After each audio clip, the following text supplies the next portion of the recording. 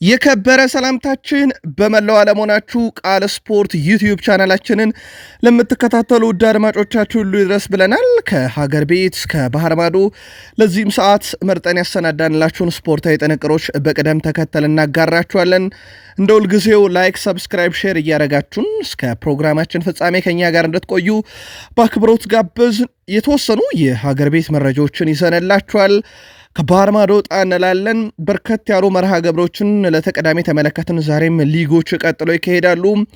ቢያንስ የፍራንስ ሊግ መጠናቀቁን አረጋግጠናል። ፓሪስ ሰን ዠርሜን ባለፉት 10 ዓመታት ውስጥ ለ8ኛ ጊዜ ሻምፒዮን የሆነበት ምሽት ነበረ። እንመለከተዋለን። የፍራንስ ሊግ በትላንትናው ዕለት ባርሴሎና ነጥብ ጥሏል። ያውም ሪያል ማድሪድ ነጥብ መጣሉን አውቆ ወደ ስቴዲየም ገብቶ ሪያል ቤት የሚቻል አይነት ቡድን አልሆነም። በተለይም አንቶኒ እንዳለው ነጥብ እናስጥሏለን ብሎ ነበረ። ባርሴሎናን እንዳለውም አድርጎታል። በጀርመንም በጣሊያንም እንደዚህ ጨዋታዎች ሲካሄዱ ነበረ። በተለይም ሜሪው በጣሊያን ሴሪያ ነጥብ መጣሉ ኢንተር ሚላን አነጋጋሪ ነበረ። በተወዳጁ የእንግሊዝ ፕሪሚየር ሊግ ዛሬ ትልልቅ መርሃ ግብሮች እንመለከታለን። የማንቹሪያን ደርቢ ጨዋታ ይደረጋል። አመሻሽ 12 ሰዓት ከ30 ትልቅ ጨዋታውን እንመለከተዋለን። ከዚህ ጋር በተያያዘ ማንቸስተር ዩናይትድ አሰልጣኝ ሩበን አሞሪም ብሩኖ ፈርናንዴዝም ያነሷቸው ነጥቦች አሉ። የቡድን ዜናዎችን እናነሳለን። በማንቸስተር ዩናይትድ በኩል በሲቲም በኩል በተመሳይ የቡድን ዜናዎችን ይዘናል። ዛሬ ሲቲ በተለይ የሚሸነፍ ከሆነ ከ2019-20 በኋላ በዩናይትድ በደርሶ መልስ ሲሸነፍ ለመጀመሪያ ጊዜ ነው የሚሆነው። ፔፕ ጋርዲዮላም ያወጡት ሚስጥር አለ ከዚህ ቡድን ጋር በተያያዘ። በተመሳይ ሊቨርፑል እና ቼልሲም ጨዋታቸውን ያደርጋሉ። ሊቨርፑል ወደ ዋንጫው ጉዞ በሚያደርገው ሂደት ላይ በጣም የሚቃረብበት አጋጣሚም ይሆናል የዛሬው ጨዋታ።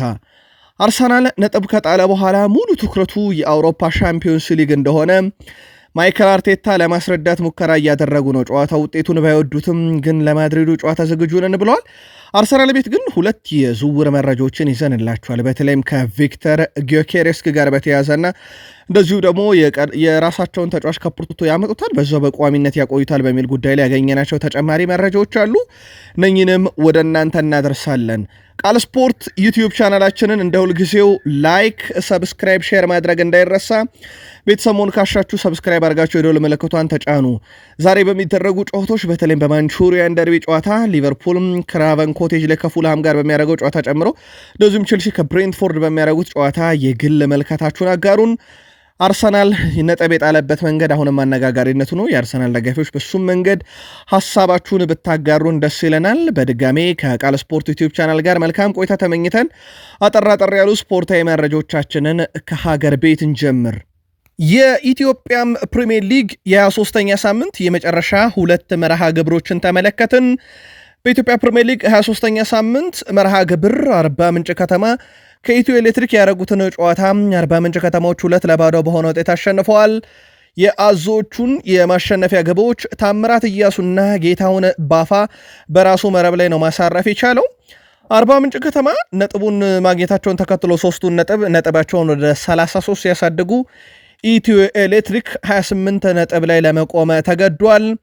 ረቡዕ ኢትዮ ኤሌክትሪክ ከሐዋሳ ከተማ፣ ሐሙስ አርባ ምንጭ ከተማ ከኢትዮጵያ ንግድ ባንክ በ24ኛ ሳምንት የኢትዮጵያ ፕሪሚየር ሊግ ጨዋታቸውን የሚያደርጉ ይሆናል።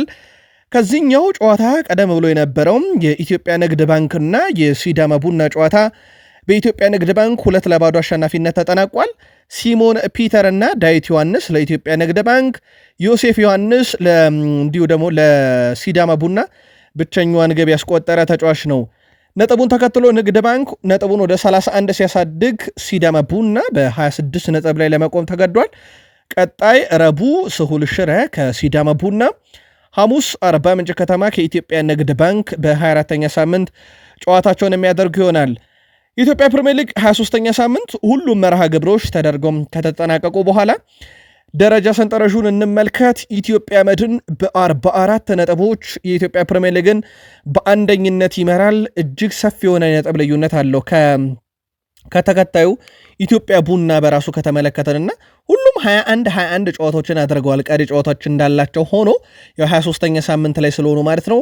በሁለቱ ክለቦች መካከል ያለ ነጥብ ልዩነት 8 ደርሷል። ውድ ቤተሰቦቻችን ለማንኛውም ኢትዮጵያ መድን በ44 ነጥብ ይመራል። ኢትዮጵያ ቡና በ36 ይከተላል።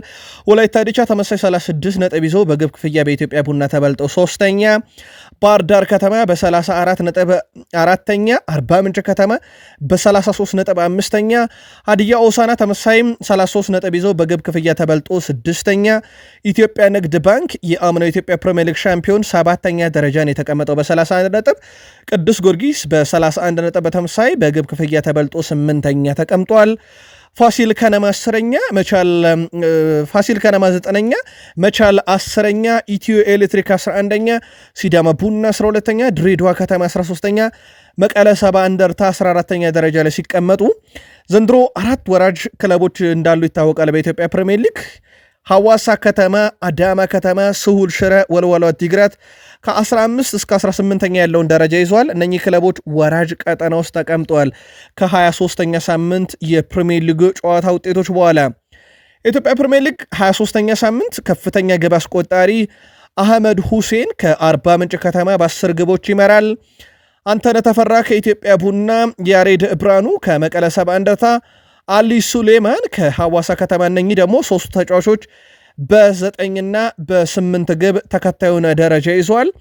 የኢትዮጵያ ፕሪሚየር ሊግ በ23 ሳምንት አንድ አጥቂ 10 ግብ በቂ ነው ብላችሁ ታስባላችሁ ወይ? የግል መልከታችሁን አጋሩን። የኢትዮጵያ ፕሪሚየር ሊግ ከአንድ ቀን ረፍት በኋላ ማለትም ዛሬ ምንም ጨዋታ የለም። በኢትዮጵያ ፕሪሚየር ሊግ መጋቢት 29 ሰኞ ማለት ነው ልክ 9 ሰዓት ሲል ፋሲል ከነማ ከቅዱስ ጊዮርጊስ፣ 12 ሰዓት አመሻሽ ላይ ወልዋሎ ዓዲግራት ዩኒቨርሲቲ ከኢትዮጵያ መድን ጨዋታቸውን ያደርጋሉ። ከነገ ሰኞ መጋቢት 29 እስከ ሚያዝያ 2 ቀን ሐሙስ ማለት ነው የኢትዮጵያ ፕሪሚየር ሊግ የ24ኛ ሳምንት ጨዋታዎች ደግሞ እንደዚሁ ቀጥለው የሚካሄዱ ይሆናል። ባርሴሎና እጅግ በጣም ውድ የሆነ ነጥብ ጥሏል። ያውም ደግሞ ሪያል ማድሪድ መሸነፉን ካረጋገጠ በኋላ ነበረ ባርሴሎና ይሄንን ጨዋታ አድርጎ የነበረውና በርካቶች በቅድመ ግምት ለባርሴሎና ጨዋታውን ያሸንፋል ብለው ቢጠብቁም ነገር ግን ባርሴሎናዎች ጨዋታውን 1-1 በሆነ አቻ ውጤት ነው ማጠናቀቅ የቻሉት።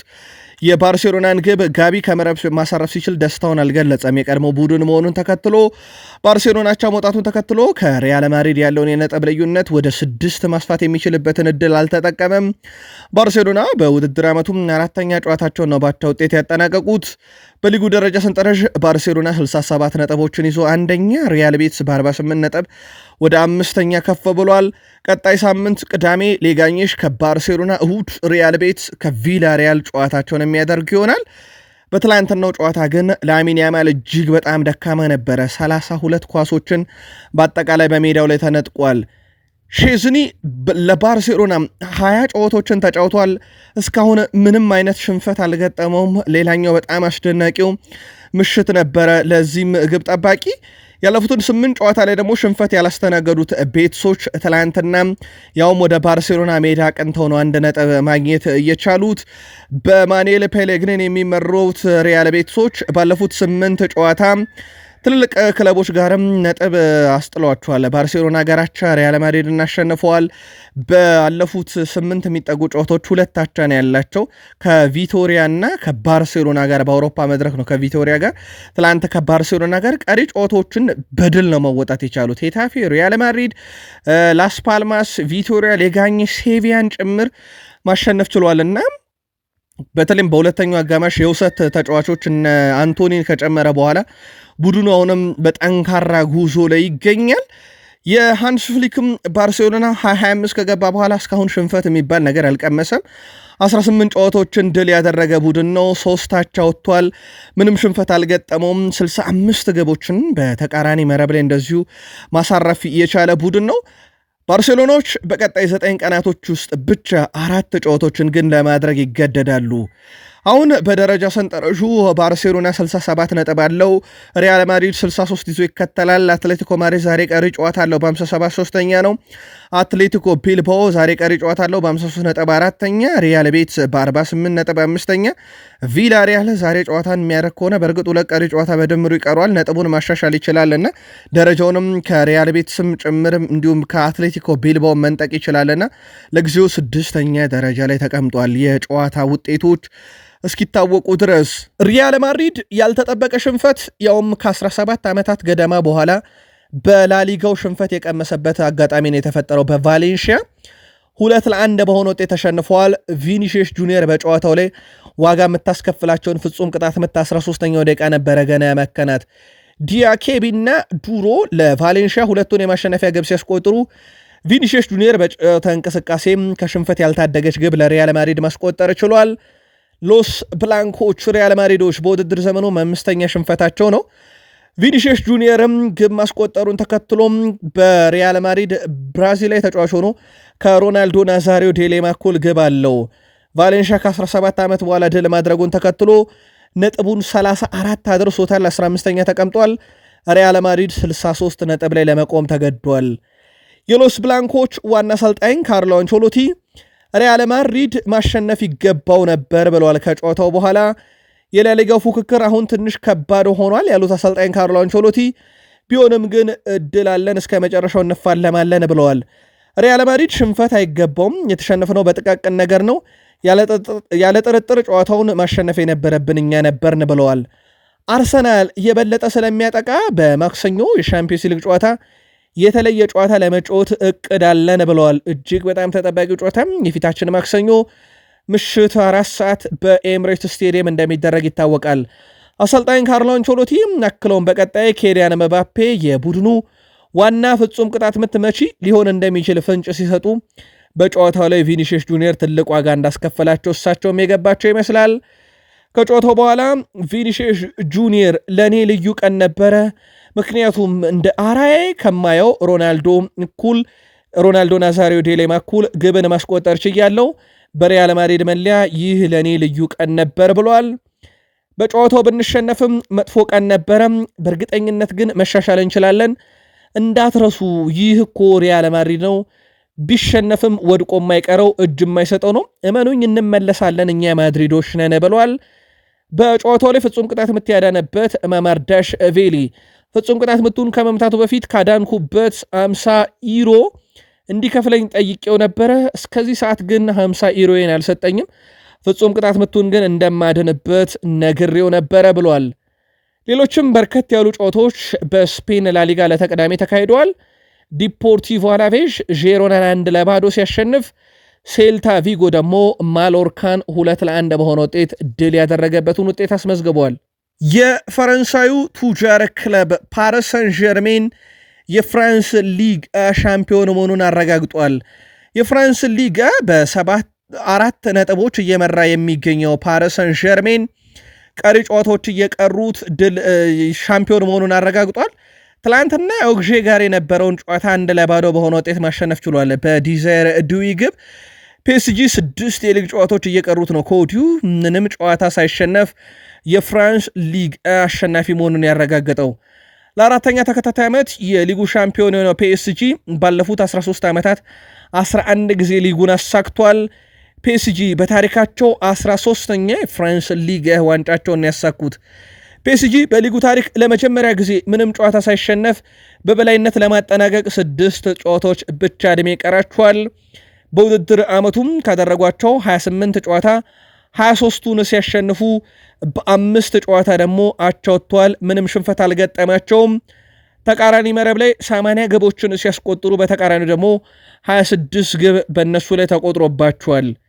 በአጠቃላይ ፒኤስጂ የፍራንስ ሊግን 13 ዋንጫዎች በማንሳት የምንጊዜም ከፍተኛ ዋንጫ ያነሳው ክለብ ሲሆን ሴንት ኢቲየን በ10 ዋንጫዎች ይከተላል። ማርሴ 9 ያለው፣ ሞናኮ 8፣ ናንትስ 8 የፍራንስ ሊግ ዋንጫን በማሳካት ከ1 እስከ 5 ያለውን ደረጃ ይዘውታል። በአጠቃላይ ባለፉት 10 ዓመታት ውስጥ ፓሪስ ሰን ዠርሜን በሞናኮና በሊል ብቻ ነው ዋንጫውን የተነጠቀው። ከዛ ውጪ ባለፉት 10 ዓመታት ደግሞ ይህ 8ኛው የፍራንስ ሊግ ዋንጫቸው ሆኖ ተመዝግቧል። ፍጹም የበላይ የሆኑበት ሊግ ይመስላል። አሁን የቀራቸው ለፓሪስ ሰን ዠርሜን እና ለናስር አል ኸላፊ ግዙፉ የአውሮፓ ሻምፒዮንስ ሊግ ዋንጫ ብቻ ነው። እሱን ደግሞ በማን እየታገዙ በማን እየተመሩ ያነሱታል የሚለው ይጠበቃል። ግን ቀጣይ ከፊታቸው የቆመው የፕሪሚየር ሊጉ ክለብ አስቶን ቪላ እንደሆነ ይታወቃል። በጣሊያን ሴሪያም በርከት ያሉ ጨዋታዎች ተካሂደው ነበረ። በጣሊያን ሴሪ 31ኛ ሳምንት መርሃ ግብር ኤስ ሚላን ከፊዮረንቲና ጋር ያደረጉትን ጨዋታ 2-2 በሆናቸው ውጤት አጠናቀዋል። የፊዮረንቲናን ግቦች ሞይሰስ ኬን እና ቲያዎ በራሱ መረብ ላይ ሲያሳርፉ ኤስ ሚላንን ያቻነት ግብ ታሚ አብርሃና ጆቪች ነበሩ ከመረብ ማሳረፍ የቻሉት። በጨዋታው የፊዮረንቲኖ አሰልጣኝ ራፋኤል ፓላዶኖ ቀይ ካርድ መመልከታቸው ተረጋግጧል። ፊዮረንቲና ነጥቡን 52 አደረሰ፣ ኤስ ሚላን 48 አደረሰ። ኤስ ሚላን በተለይም በቀጣይ ውድድር ዓመት አውሮፓ መድረክ ለመሳተፍ በሚያደርገው ጥረት ላይ ውድ ነጥብ ነው ትላንትና የጣለው። ቀጣይ ሳምንት አርብ ዩዲኒዜ ከኤስ ሚላን እንዲሁም እሁድ ፊዮረንቲና ከላስ ፓልማስ ጋር ከፓርማ ጋር ጨዋታቸውን የሚያደርጉ ይሆናል። በጣሊያን ሴሪ ግን ኤስ ሚላን እንደ ወትሮ አይደለምና ዘንድሮ የአውሮፓን ትኬት የሚቆርጥ አይነት ቡድን አልመሰለም። ቀጣይ ውድድር ዓመትም ፔፕ ጋርዲዮላን አሰልጣኝ አድርጎ የመሾም እቅድ እንዳለው እንደዚሁ ይታወቃል። ኢንተር ሚላንም ሳይታሰብ ነጥብ ጥሏል። በጣሊያን ሴሪ የ31ኛ ሳምንት መርሃ ግብር ኢንተር ሚላን ከፓርማ ጋር ያደረጉትን ጨዋታ 2-2 በሆናቸው ውጤትን ያጠናቀቁት። የኢንተር ሚላንን ግቦች ማርከስ ቱራም እና ማቴዎ ዳርሚያን ሲያስቆጥሩ ለፓርማ ቤርናቤ እና ኦንድሪክ ናቸው ማስቆጠር የቻሉት። ውጤቱን ተከትሎ ነጥቡን 68 አደርሷል ኢንተር። ፓርማ 27 በማድረስ 16ኛ ላይ ተቀምጧል። ቀጣይ ሳምንት ቅዳሜ ኢንተር ሚላን ከካግላሪ፣ ፊዮረንቲና ከፓርማ ደግሞ እሁድ ጨዋታቸውን የሚያደርጉ ይሆናል። ከዚህ ጨዋታም ቀደም ብሎ የነበረው የኮሞና የሞንዛ ጨዋታ ነበረ። የሴስክ ፋብሬጋሱ ቡድን ኮሞ ጨዋታውን 3-1 በሆነ ውጤት ማሸነፍ ችሏል። ዛሬ የሚደረጉ ጨዋታዎች እንዳሉ ሆነው በደረጃ ሰንጠረዡ ኢንተር ሚላን በ68 ነጥቦች ይመራል። ናፖሊ በ64 ይከተላል። አታላንታ በ58 ሶስተኛ፣ ቦሎኛ በ56 ነጥብ አራተኛ፣ ዩቬንቱስ በ55 ነጥብ አምስተኛ ነው። ዛሬ በሚደረጉ ጨዋታዎች የጣሊያን ሴሪ የደረጃ ሰንጠረዥ ትልልቅ ለውጦችን ሊያስተናግድ ይችላል። ጨዋታዎቹ ምን አይነት ውጤት ይመዘገብባቸዋል የሚለው ግን ዋናው ጉዳይ ነው። በጀርመን ቡንደስሊጋ በርከት ያሉ የ28ኛ ሳምንት መርሃ ግብሮች ሲደረጉ ነበረ። ለአብነት ያክል ቦሩሲያ ዶርትመንድ ፍራይቡርግን 4-1 ያሸነፈበት ጨዋታ ትልቁ ጨዋታ ነበረ። በተለይም ቦሩሲያ ዶርትመንድ ቀጣይ የአውሮፓ ትኬቶችን ለመቁረጥ በሚያደርገው ጥረት ላይ ጥሩ የሚባል ድልን አስመዝግበዋል። ዴሚ ቹኮሜካ፣ ግራሴ እና እንደዚሁም ደግሞ ጊንተርስ ጎሎቹን ሲያስቆጥሩ ለፍራይቡርግ ብቸኛዋን ግብ ኢስቲንግ ነበረ 88ኛው ደቂቃ ላይ ማስቆጠር ችሎ የነበረው። የዣቪ አሎንሶ ቡድን ባየር ሌቨርኩሰንም ከባየር ሙኒክ እስር መከተሉን ቀጥሏል።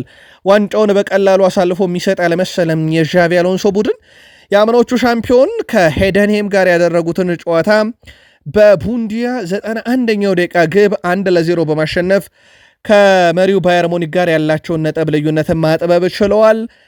በአጠቃላይ በጀርመን ቡንደስሊጋ ዕለተ ቅዳሜ ከነበሩ ጨዋታዎች ውስጥ ስቱትጋርት ቦቸምን 4-0፣ አርቢ ሌፕዚግ ሆፈንሄምን 3-1፣ ሜንዝ ከሆልስቲን ኪል 1-1 ሲለያዩ ወርደር ብሬመን አይንትራክ ፍራንክፈርትን 2-0 በሆነ ውጤት ድል አድርጓል። ውጤቱን ተከትሎ ባየር ሙኒክ በ68 ነጥቦች ይመራል። ባየር ሌቨርኩሰን በ62 ሁለተኛ፣ አይንትራክ ፍራንክፈርት በ48 ነጥብ ሶስተኛ፣ ሜንዝ በ46 ነጥብ አራተኛ፣ አርቢ ሌፕዚግ በ45 ነጥብ አምስተኛ ሲቀመጥ ዛሬ ቀሪ መርሃ ግብሩን የሚያደርገው ቦሩሲያ ሞንቹግላድባ በ43 ነጥቦች ስድስተኛ ደረጃ መቀመጥ ችሏል።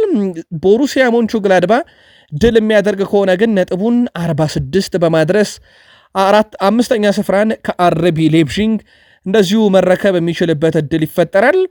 ከሜንዝ ነጥቡን ለመረከብ ግን በሁለቱ ክለቦች መካከል ያለው የግብ ልዩነት የሜንዝ ስለሚበልጥ አምስተኛ ደረጃ ላይ መቀመጥ ይችላል ቦሩሲያ ሞንቹግላድባ የዛሬውን መርሃ ግብር ድል የሚያደርግ ከሆነ።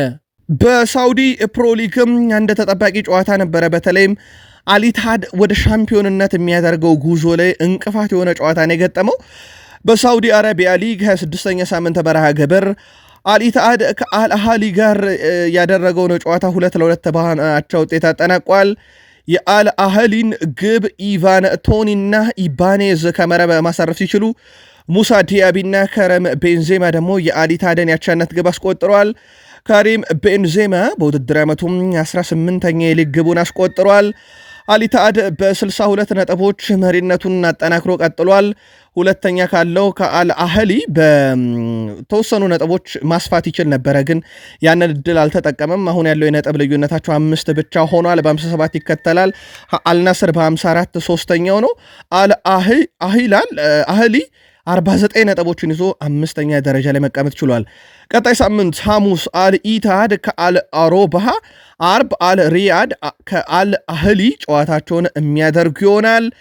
ውድ ቤተሰቦቻችን ቃል ስፖርት ዩቲዩብ ቻናላችን ላይ ትገኛላችሁ። ከሀገር ቤት ከባህር ማዶ የተመራረጡ ስፖርታዊ ጥንቅሮችን እያደረስናችሁ እንገኛለን። ከተወዳጁ የእንግሊዝ ፕሪሚየር ሊግ ወዳገኘናቸው ተጨማሪ ስፖርታዊ ጥንቅሮቻችን ደግሞ እንሻገር። ላይክ፣ ሰብስክራይብ፣ ሼር ማድረግ እንዳይረሳ። በዛሬ ጨዋታዎች ውስጥ ላይ ምን እንጠብቅ? በሐሳብ መስጫ ሳጥናችን ላይ ያጋሩን። በእንግሊዝ ፕሪሚየር ሊግ 31ኛ ሳምንት መርሃ ግብር ሲጠበቁ ከነበሩት ጨዋታዎች ውስጥ አንደኛው ለንደን ስቴዲየም ዌስትሃም ዩናይትድ ከበርንማውዝ ያደረጉት ጨዋታ ነበረ። ለተመልካች እጅግ በጣም አዝናኝ ጨዋታ ነበረ። ጨዋታው 2-2 በሆናቸው ውጤት ነበረ የተጠናቀቀው። ለዌስትሃም ዩናይትድ ፍሉከርግ እና ጀረድ ቦውን ሲያስቆጥሩ ለበርንማውዝ ኤቨንልሰን በ38ኛው ደቂቃ መሪ ያደርጓቸው ነበረ። በኋላም ላይ ግን ፍሉከርግና እንደዚሁም ጀረድ ቦውን ሁለት ግቦችን ለዌስትሃም አስቆጥረው ዌስትሃም 2-1 መራ። ከረፍት መልስ በድጋሜ ኤቨንልሰን 79ኛው ደቂቃ ላይ ሊያግብ አክሎ ጨዋታው 2-2 በሆናቸው ውጤት ተጠናቀቀ። ዌስትሃም ዩናይትድ ጨዋታውን 57 በመቶ ተቆጣጥሮት ነበረ። ጨዋታውን እንግዲህ ዌስትሃም ዩናይትድ አንዴ መራ፣ በርንማውዝ አንዴ መምራት ችሎ ነበረ። ኤቨንልሰን ግብ ማስቆጠሩን ተከትሎ ማለት ነው እጅግ በጣም አስደናቂ ጉዞ ላይ መሆኑን ያሳያል ቁጥሩ። ኤቨንልሰን 6 ግቦችን በመጨረሻዎቹ 6 ጨዋታዎች ለበርንማውዝ አስቆጥረዋል። ወልቭስ፣ ስፐርስ፣ ማንቸስተር ሲቲ፣ ኢፕስዊች ታውን፣ ዌስትሃም ላይ ደግሞ 2 አስቆጥሯል። ባለፉት 6 ጨዋታዎች ግብ ያላስቆጠረው ብሬንትፎርድ ላይ ነበረ። ዌስትሃም ላይ ግን 2 ግብ ማስቆጠሩን ተከትሎ ባለፉት 6 ጨዋታ ያለው የግብ ብዛት 6 ደርሷል። እጅግ በጣም አስደናቂ የሚባል የውድድር ዓመትን በአንድ ኢራውላው ቡድን በርንማውዝ ውስጥ እያሳለፈ ይገኛል።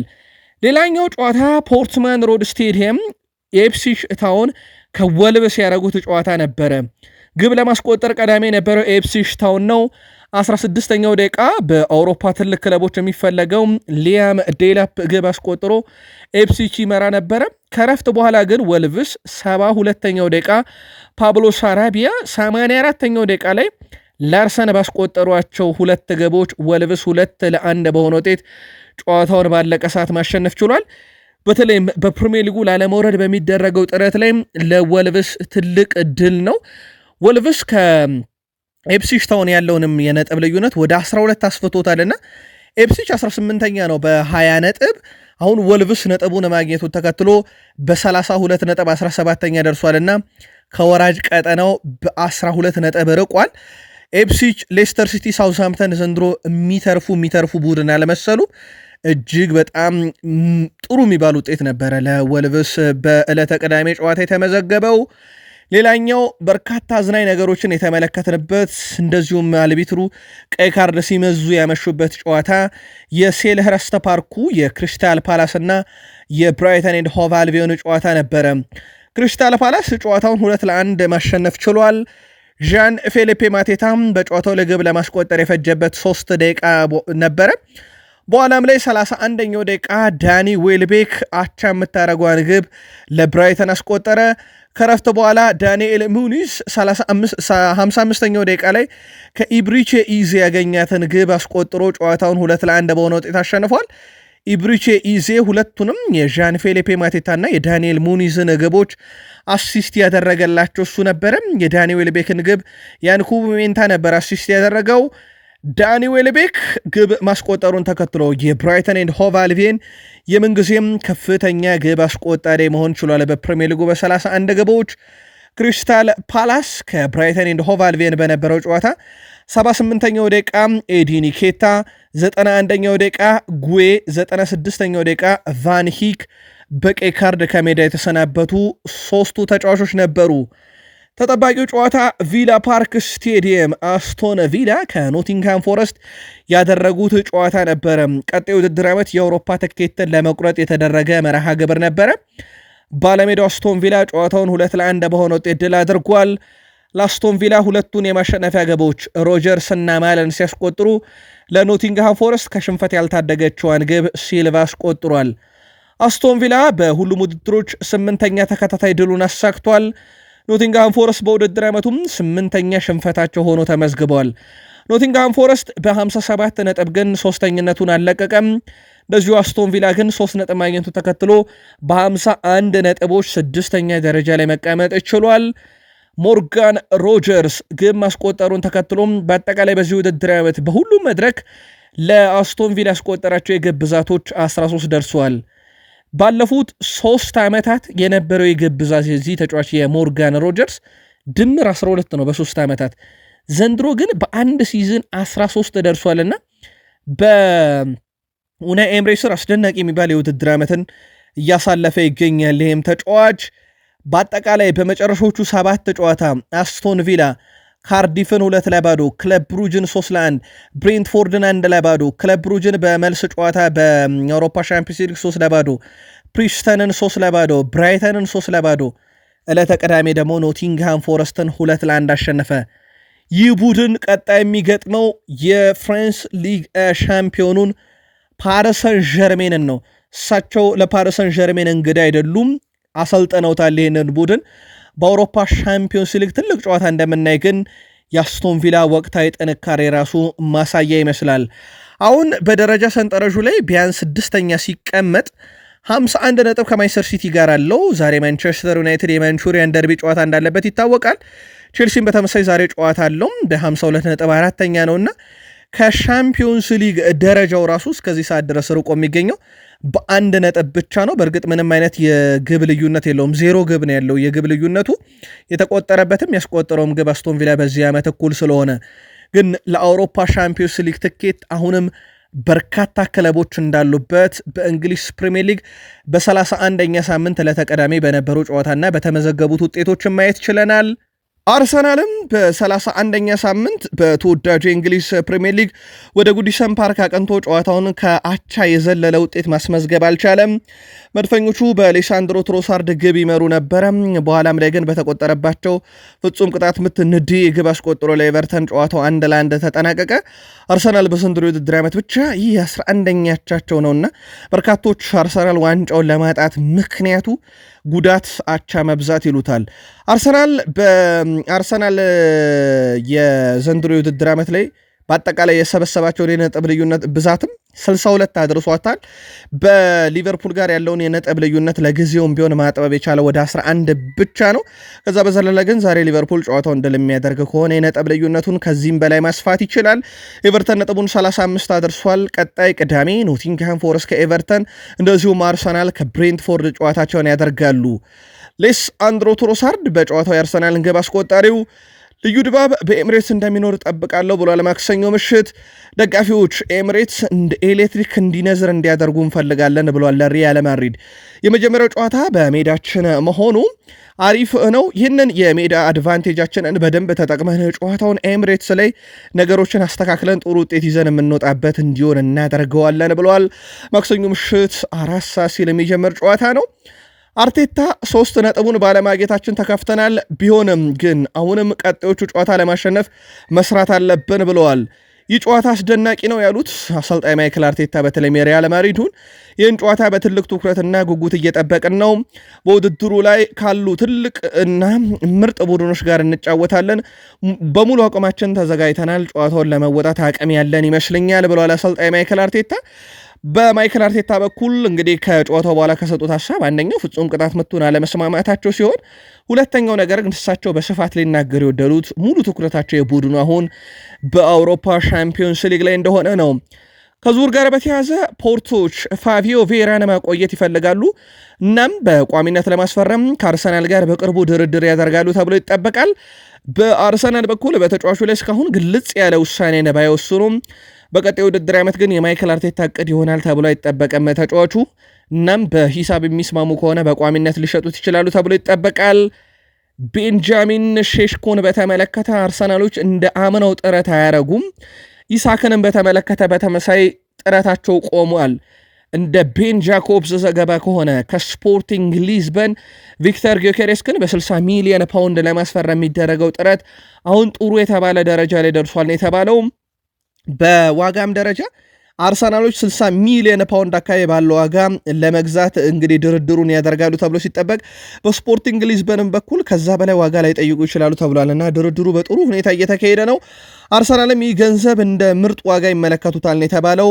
ለማንኛውም በይፋ ከስፖርቲንግ ሊዝበን ጋር ድርድር አልተደረገም። አሁን ድርድር እየተደረገ የሚገኘው ከወኪሉና ለሱ ቅርብ ከሆኑ አካላት ጋር ነው። አርሰናል ጉዳዩን እንደሚጨርሰው ግን በሙሉ መተማመን ላይ እንደሆነ ነው ቤን ጃኮብስም ዘ አትሌቲክ የሚያስነበበውና ይህ ዝውውር የመፈጸሙ ነገር በጣም እየተቃረበ የመጣ ይመስላል።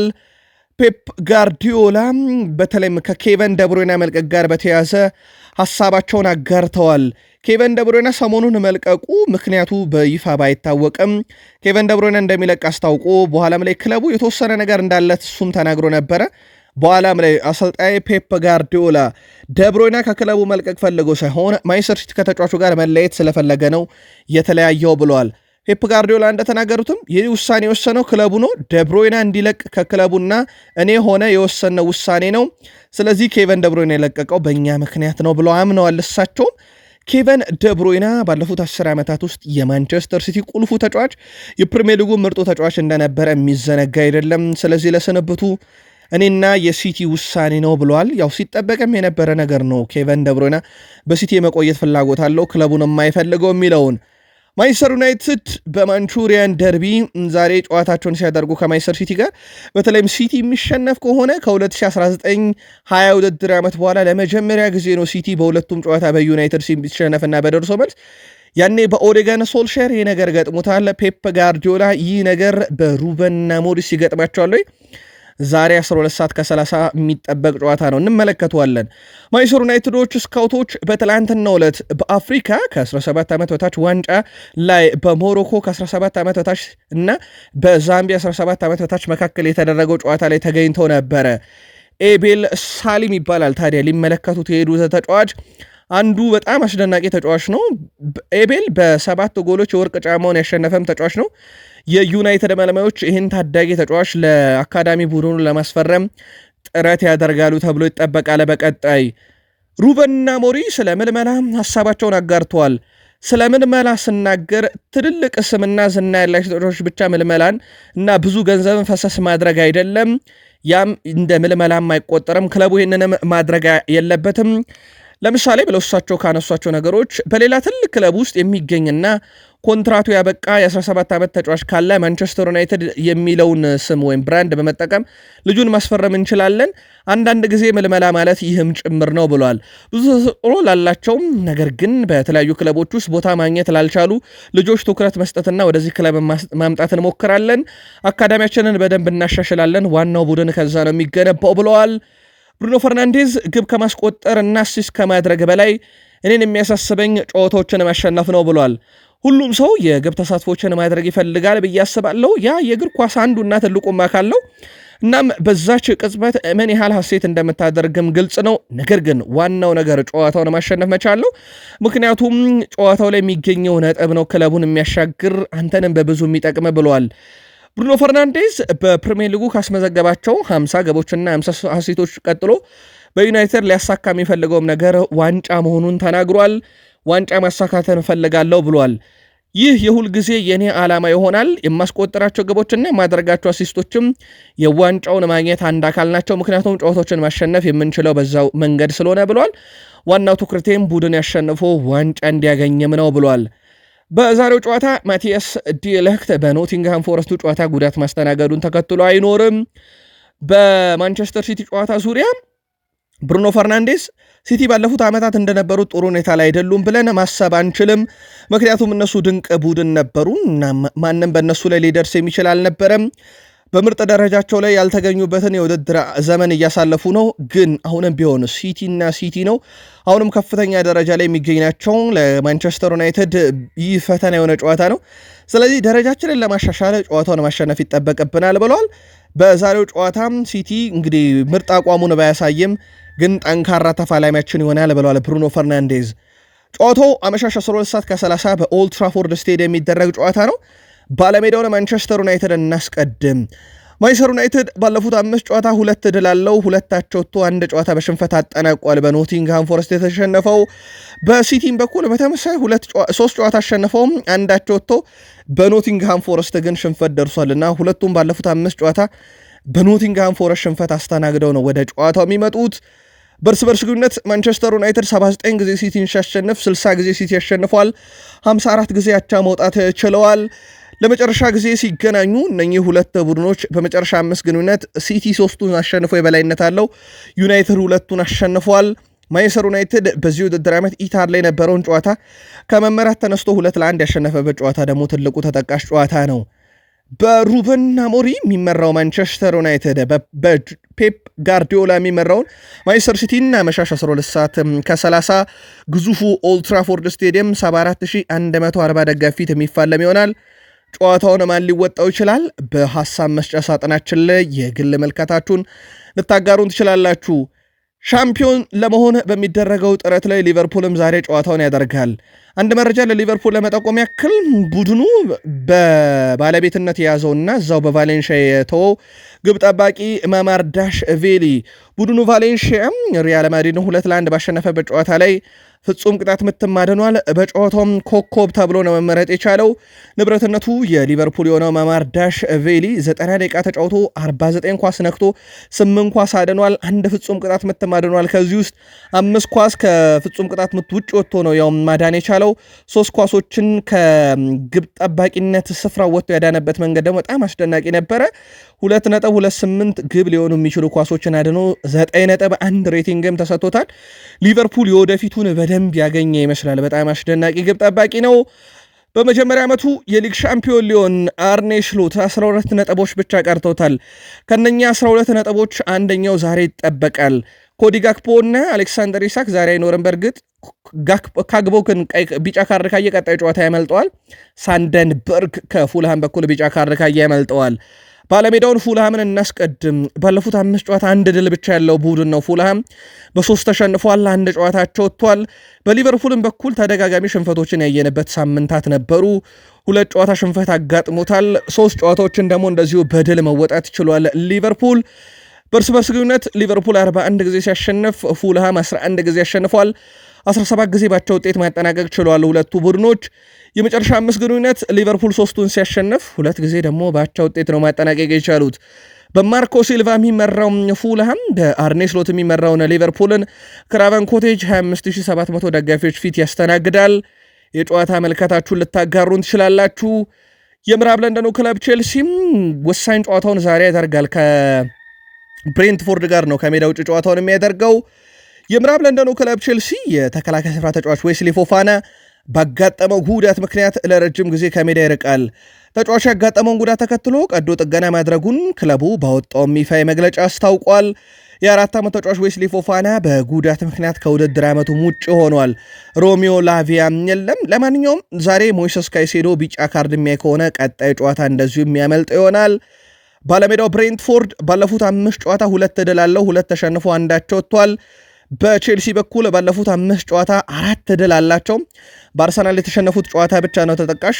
የተወሰኑ ለውጦችን እየተመለከትን ነው የአሁኑ ቡድን ቼልሲ ላይ። በርስ በርስ ግንኙነት 10 ጊዜ ቼልሲዎች ድል ሲያደርጉ 7 ጊዜ ብሬንትፎርዶች አሸንፈዋል። 4 ጊዜ ደግሞ ባቻ ውጤት አጠናቀዋል። የመጨረሻ 5 ግንኙነት ቼልሲ 2ቱን ሲያሸነፍ ብሬንትፎርድ 1 ያሸንፏል። 2 ጨዋታዎችን ባቻ ውጤት አጠናቀዋል። 10 ሰዓት ሲል በቶማስ ፍራንክ የሚመራው ብሬንትፎርድ የኤንዞ ማሬስካውን ቼልሲ ጌት ኮሚኒቲ ስቴዲየም 17250 ደጋፊ ፊት ይፋለማል። ጨዋታውን ማን በድል ይወጣል? የግል መልከታችሁን ናጋሩን። በአጠቃላይ ቶትናም ከሳውዝሃምፕተን፣ ፉላም ከሊቨርፑል፣ ብሬንትፎርድ ከቼልሲ 10 ሰዓት፣ ማንቸስተር ዩናይትድ ከማንቸስተር ሲቲ 12 ሰዓት ከ30 ሲል የሚደረግ መርሃ ግብር ነው። ለመጠቆም ያክል ሌሎች መርሃ ግብሮችን ላስ ፓልማስ ከሪያል ሶሴዳድ፣ ቫሌንሺያ ከአትሌቲኮ ማድሪድ፣ ቫያዶሊድ ከሄታፌም፣ ቪላሪያል ከአትሌቲኮ ቤልባኦ፣ በጣሊያን ሴሪያ ሊቼ ቬንዚያ፣ ኤምፖሊ ከካግላሪ፣ ቶሪኒዮ ቬሮና፣ አታላንታ ላዚዮ፣ ኤስ ሚላን ከዩቬንቱስ፣ በጀርመን ቡንደስሊጋ ሴንት ፓውሊን ከሞንቹ ግላድባ፣ ዩኒየን በርሊን ከወልቭስበርግ፣ በፍራንስ ሊጋ ሌንስ ከሴንት ኢቲየን፣ ሞምፔሌ ከሌሃቨር፣ ሬምስ ከስትራስቡርግ፣ ሬንስ ከኦግዤር፣ ማርሴ ከቱሉዝ ዛሬ ጨዋታቸውን የሚያደርግ ይሆናል። የጨዋታ ግምታችሁን በሐሳብ መስጫ ሳጥናችን ላይ ያጋሩን።